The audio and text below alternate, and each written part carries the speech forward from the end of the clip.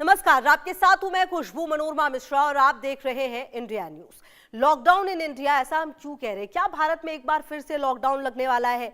क्या जो सड़कें हैं वो फिर से सुनसान होने वाली है? क्या जो कंपनियां हैं वो वर्क फ्रॉम होम कराएंगी? ऐसा हम क्यों कह रहे हैं? पश्चिम एशिया में जो कुछ भी चल रहा है उसके बाद ये सवाल बार बार उठ रहा है। और देखिए, ये सवाल को धार तब मिल गई जब देश की संसद में प्रधानमंत्री मोदी ने कहा कि कोरोना जैसी स्थितियों में जैसे भारत एक होकर लड़ा था, वैसे सिचुएशन के लिए हमें तैयार रहना चाहिए। आखिरकार पीएम ने ऐसा क्यों कहा? पीएम के ऐसा कहने के बाद क्या कयास लगाए जा रहे हैं, आपको एक रिपोर्ट दिखा देते हैं। भारत में फिर लगेगा लॉकडाउन, कोरोना जैसी तैयारी की जरूरत। क्या लौटेगा लॉकडाउन का दौर? युद्ध के बीच बड़ा खतरा। क्या भारत में लगेंगी पाबंदियां? क्या आने वाले हैं सख्त फैसले? हम कोरोना के समय भी एकजुटता से ऐसी चुनौतियों का सामना कर चुके हैं। अब हमें फिर से उसी तरह तैयार रहने की आवश्यकता है। धीरज के साथ, संयम के साथ, शांत मन से हमें हर चुनौती का मुकाबला करना है। तो सुना आपने कैसे संसद के अंदर पीएम मोदी ने कोरोना के समय की बात की और फिर से तैयार रहने को कहा। तो क्या भारत फिर उसी मोड़ पर खड़ा है जहां सड़कों पर सन्नाटा हो, दुकानों पर ताले हों और लोग अपने घरों में कैद हों? पश्चिम एशिया में युद्ध, तेल और गैस सप्लाई पर खतरा और प्रधानमंत्री की चेतावनी। कोरोना जैसी चुनौतियों के लिए तैयार रहना होगा। तो क्या फिर लगेगा लॉकडाउन या ये सिर्फ एक सावधानी का संकेत है? साल 2020 एक ऐसा साल जिसे शायद ही कोई भूल पाए, जब एक अनदेखे वायरस ने पूरी दुनिया को रोक दिया था। लेकिन अब एक बार फिर वैसा ही डर लोगों के मन में दस्तक दे रहा है। फर्क सिर्फ इतना है कि इस बार वजह कोई वायरस नहीं बल्कि युद्ध है। पश्चिम एशिया में बढ़ता तनाव और उसके असर ने लोगों को फिर उसी दौर की याद दिला दी है। और जैसे ही कोरोना जैसी तैयारी की बात सामने आई, लोगों के मन में वही पुराना सवाल फिर से उठ खड़ा हुआ।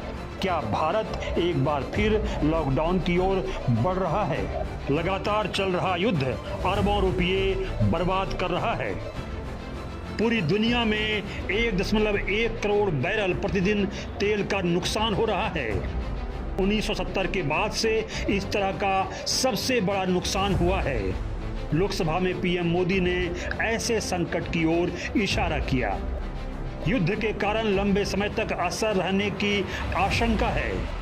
देश को हर स्थिति के लिए तैयार रहने की जरूरत है। दुनिया के नक्शे पर भले ही युद्ध हजारों किलोमीटर दूर हो रहा हो, लेकिन उसका असर भारत के हर घर तक पहुंच रहा है।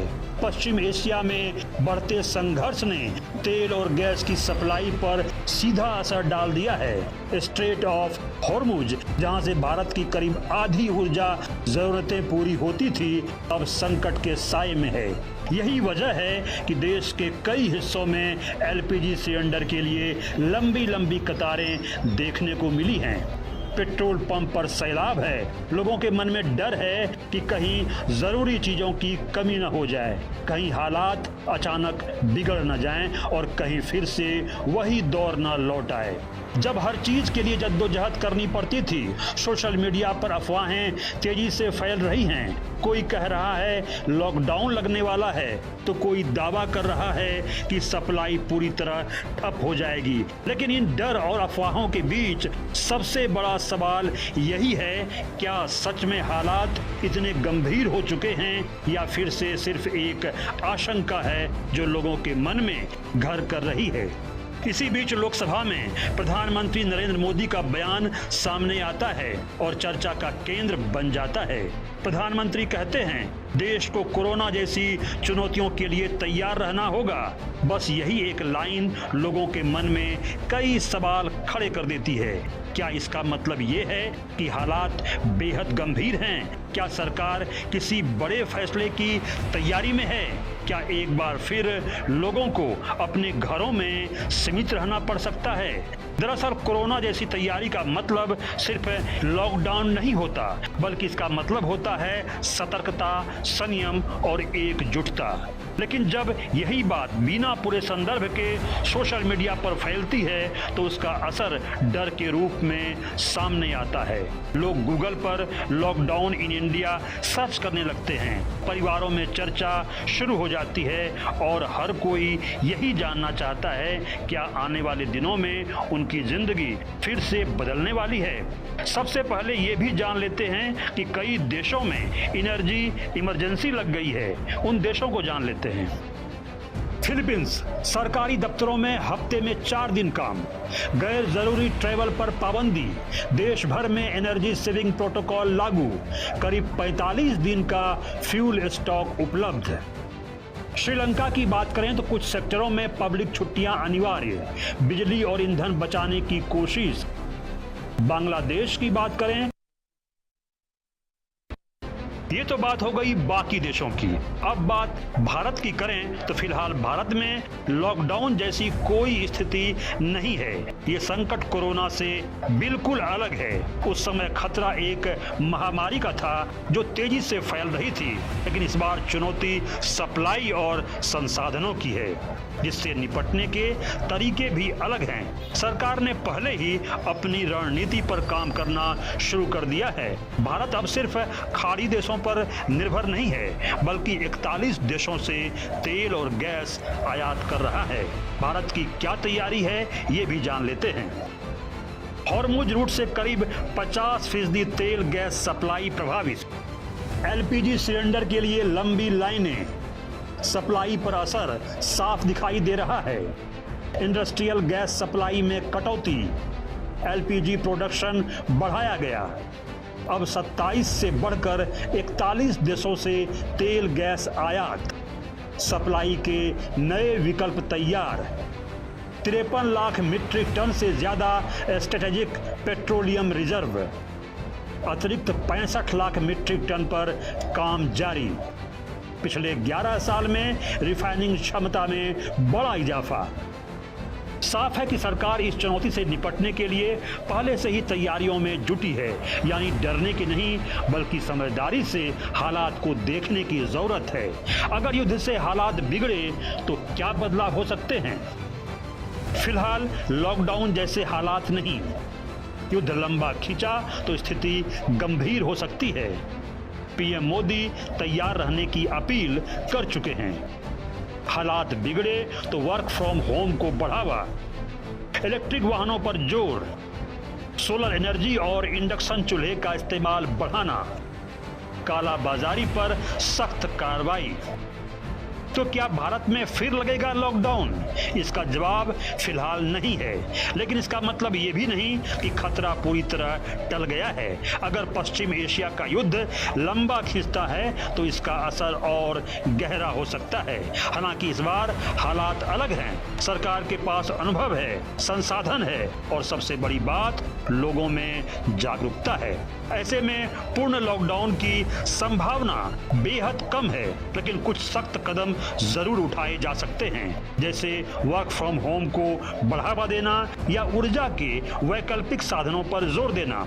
सबसे जरूरी है अफवाहों से बचना, घबराहट में फैसले नहीं लेना और स्थिति पर नजर बनाए रखना, क्योंकि हर संकट अपने साथ चुनौती जरूर लाता है, लेकिन उससे निपटने का रास्ता भी देता है। और इस बार भी भारत उसी रास्ते पर आगे बढ़ रहा है, सतर्कता, संयम और तैयारी के साथ। Bureau report, India news. अब देखिए, ऐसे में सवाल ये उठ रहा है कि क्या भारत में एक बार फिर लॉकडाउन की स्थिति है? ऐसा हम क्यों कह रहे हैं? क्योंकि प्रधानमंत्री के बयान के बाद ये कयास काफी ज्यादा तेज हो गया। आप देखिए किन देशों में इमरजेंसी जो है वो एनर्जी इमरजेंसी देखी गई है। फिलीपींस की बात करें, गैर जरूरी ट्रैवल पर यहाँ पाबंदी लगा दी गई है। इसके अलावा आप देखिए देश भर में एनर्जी सेविंग प्रोटोकॉल लागू कर दिया है कि मतलब फालतू में आप एनर्जी को जो है वेस्ट नहीं कर सकते। करीब 45 दिन का फ्यूल स्टॉक उपलब्ध है इनके पास, फिलीपींस के पास। दूसरा, अगर श्रीलंका की बात करें, कुछ सेक्टर्स में पब्लिक छुट्टियां अनिवार्य है, बिजली और ईंधन बचाने की पूरी कोशिश की जा रही है। इसके अलावा पड़ोसी देश श्रीलंका का हाल हम बता रहे हैं। अब बांग्लादेश को देखिए, ऑनलाइन एजुकेशन को बढ़ावा दिया जा रहा है कि आप ऑनलाइन जो है एजुकेशन है उस पर ज्यादा काम करिए। फिक्स टाइम के लिए पावर कट हो रहा है, मतलब इस टाइम पे कट होगा तो होगा। पाकिस्तान में काम के घंटे कम कर दिए गए हैं, जो काम के आवर्स है उसको कम कर दिया गया। ऊर्जा खपत घटाने की जो कोशिश है वो की जा रही है। इसके माध्यम से कारोबारियों को वर्क फ्रॉम होम की सलाह दी गई है, मतलब कि घर से ही काम करें, ऐसी सलाह भी दी जा रही है। तो कुल मिलाकर ये पड़ोसी देशों का हाल है। अगर भारत की तैयारी क्या है वो भी अब आपको बता देते हैं। देखिए, ये अगर देखिए हॉर्मुज से करीब, अगर आप इसको समझिए कि लॉकडाउन इन भारत में क्या तैयारी है। एलपीजी सिलेंडर्स के लिए जो लंबी लाइनें हैं वो ना लगे, हालांकि इसकी पूरी कोशिश जो है वो की जा रही है। सप्लाई पर असर साफ दिखाई दे रहा है, क्योंकि ये असर जो है वो हमने देखा है कि किस तरह से सप्लाई पर नजर आया है। इसके अलावा इंडस्ट्रियल गैस सप्लाई में कटौती भी की गई है कि पहले जितना दिया जाता था उससे कम अब दिया जा रहा है। कुल मिलाकर वो एक एलपीजी प्रोडक्शन जो है वो बढ़ा दिया गया है। पहले जो प्रोडक्शन था और अब में जमीन आसमान का फर्क आया है। अब 27 से बढ़ाकर 41 देशों से तेल और गैस आयात किया जा रहा है। मतलब पहले सिर्फ 27 से लेते थे, अब कोशिश की जा रही है कि इसको बिल्कुल नॉर्मल किया जाए। सप्लाई के नए विकल्प तैयार किए गए, मतलब अगर हॉर्मुज स्ट्रेट से नहीं आ पाएगा तो फिर भारत के पास और क्या विकल्प है, इसकी जो सबसे बड़ी पड़ताल है वो की जा रही है। 53 लाख मीट्रिक टन से अधिक जो है अतिरिक्त 65 लाख मीट्रिक टन पर काम जारी है कि आखिरकार ये जो कमी है इस मीट्रिक टन की, इसको कैसे पूरा किया जाए। पिछले 11 साल में रिफाइनिंग क्षमता में बड़ा इजाफा हुआ है वैसे तो, और हॉर्मुज रूट से करीब 50% तेल और गैस सप्लाई प्रभावित हुआ है, जैसा कि हमने आपको बताया।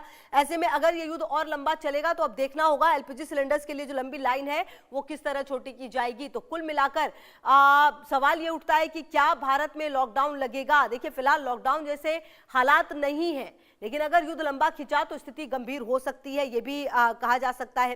पीएम मोदी तैयार रहने की अपील भी कर चुके हैं, एक बार नहीं दो बार। हालात बिगड़े तो वर्क फ्रॉम होम को बढ़ावा दिया जाएगा, इलेक्ट्रिक वाहनों पर जोर दिया जाएगा, पेट्रोल और डीजल से।